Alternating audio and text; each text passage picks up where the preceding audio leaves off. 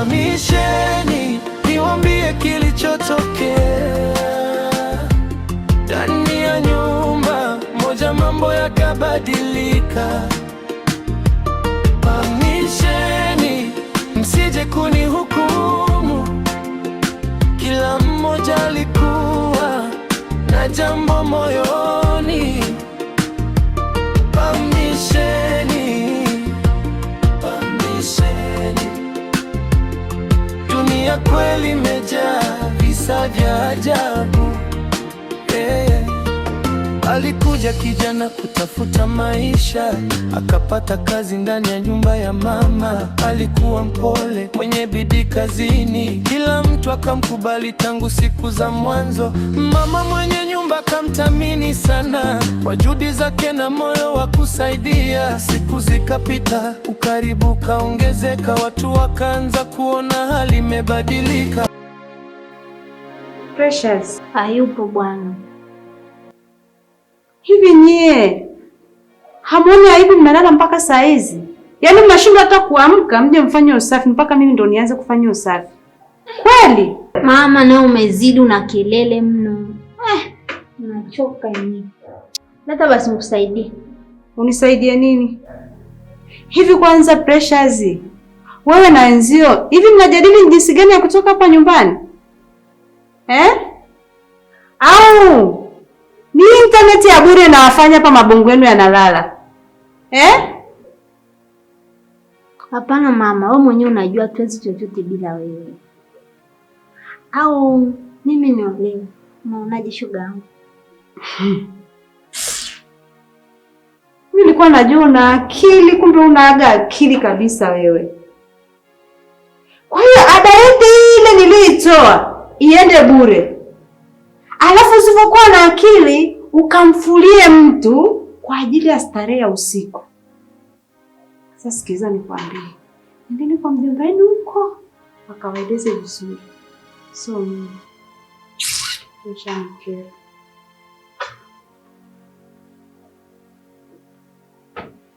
Mama naye starehe za usiku.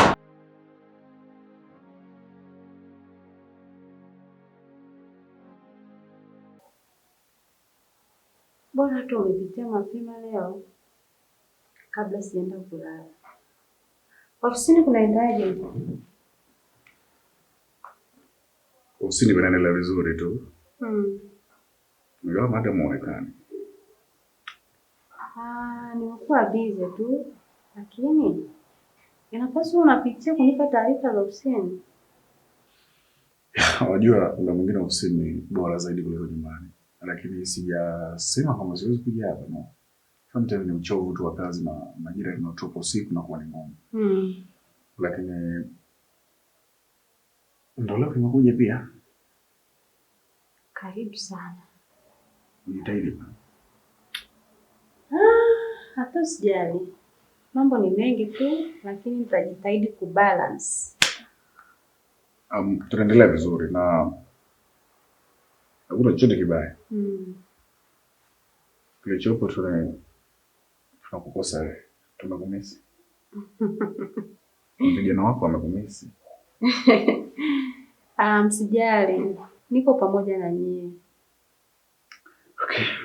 Vizuri, mimi nimesema nipite nikusalimie tu kabla sijaenda kulala na upe ripoti tu kama mambo yako vizuri, lakini tumekumisi tu basi hivyo. Okay, nashukuru. Lakini mimi na wazo.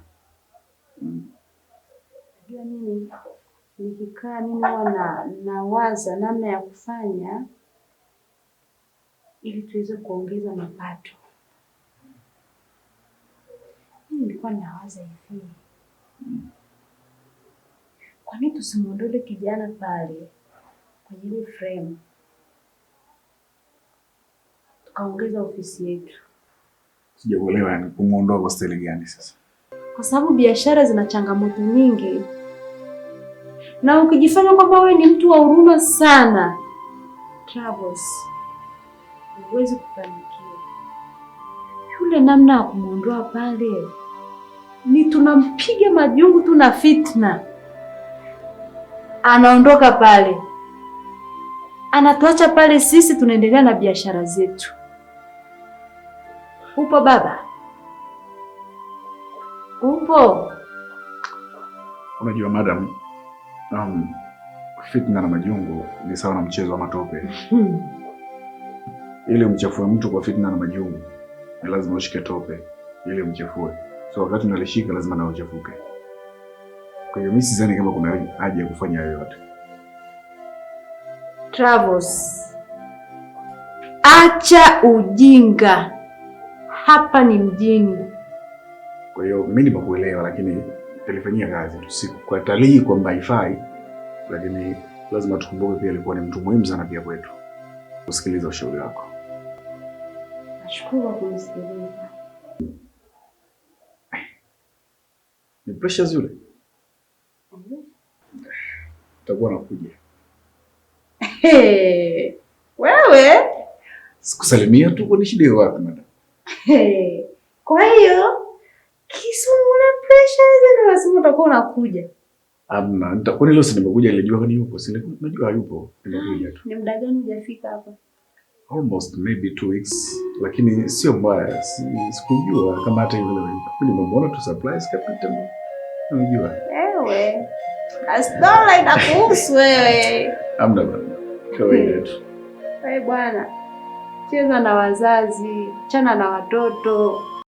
Kila kona kulikuwa na maswali mengi, lakini majibu yalikuwa magumu kupatikana. Siku moja kamua kusema wazi, bora nisifiche yaliyomo moyoni. Kama mama napewa heshima na kujaliwa, nami nataka kuthaminiwa vile vile.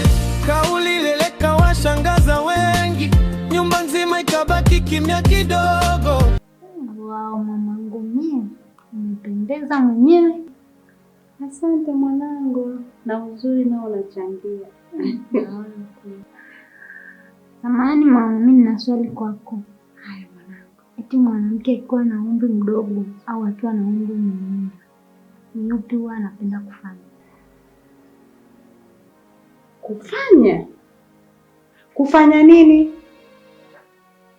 Hivi wewe mtoto una matatizo ya akili Umechanganyikiwa? Na ni swali gani hilo pressures kwangu? Au unaniuliza kwa kuwa unajua babako hayupo, si ndio Hapana mama. Hapana nini? Mama, nimekuuliza tu hivyo kwa sababu tokea babangu aondoke hujanionyesha baba mwingine.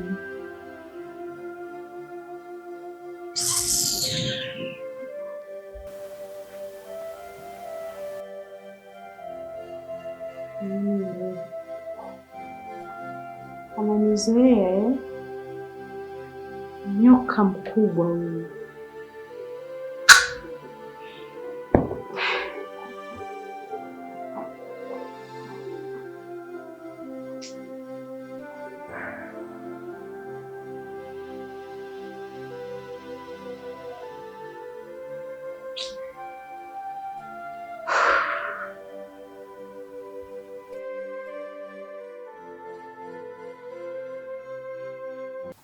Kakaangu. Naam dada. Afadhali hata umekuja. Mimi hapa nilipo nimechanganyikiwa. Yaani sielewi. Kaka, si kazini, si nyumbani. Nini ambacho kinakupa stress? Kakaangu, si huyu wangu wako? Yupi? Pressures. Kwenye upande wa masomo, naona masomo hayuko vibaya. Sema toka amerudi chuo, ni mambo ya kiutu uzima tu anaendekeza kakaangu. Kwa dadangu, huo mfumo hapa nyumbani mnautengenezeje? Maana sasa tuseme ameharibikia huko chuo ama ni wapi? Ana mazingira yake yakoje? Kakaangu, mimi nadhani hizi tabia atakuwa ametoka nazo chuo.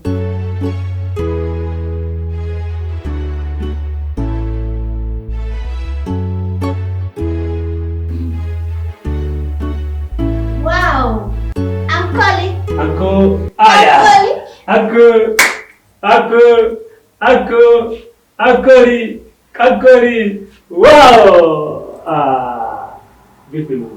Poa. Unaendeleaje? Jambo. Umezidi kuwa mkubwa zaidi. Mkoli umepotea. Za masiku. Nzuri. Nimeambiwa umebright. Hongera.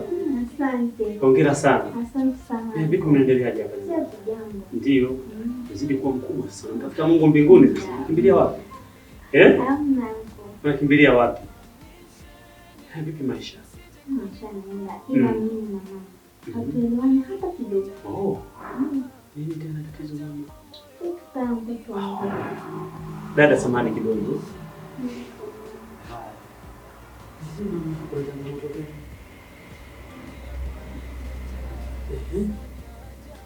Anko. Ndio. Yaani kwenye hii nyumba hakuna amani kabisa. Kama nilivyokuambia, yani mimi na mama ni kama paka na panya. Na hili limeanza muda gani? Yaani tokea nimerudi kutoka ni chuo. Ndipo mawasiliano yakakata ndani. Na mama hataki kuona kama mimi nimekuwa. Yaani ananichukulia kama mimi mtoto mdogo. Na unataka nikusaidie nini mimi anko wako? Ama wapi nikusapoti? Anko. Nataka tumtanie mama kidogo tu. Uone action atakayochukua. Wewe tuende pale. Sawa. Kamwambie hivi, nataka niolewe. Ndio. Utaona. Sawa. Hilo limeisha. Anko bana. Dada. Nikutoka kidogo sio tena mjomba ni mama. Mjomba ni mama. Tunalea wote bwana. Sasa binti yetu huyo. Anko. Mama. Bora hata umekuja. Kuna kitu nataka tuongee. Anko. Mimi nataka kuolewa. Wow. Unasemaje wewe? Mama. Unasemaje? Dada. Niache ni utani kama utani dada. Cool down. Mankoli tumekaa naye pale tupange tukutanie kidogo.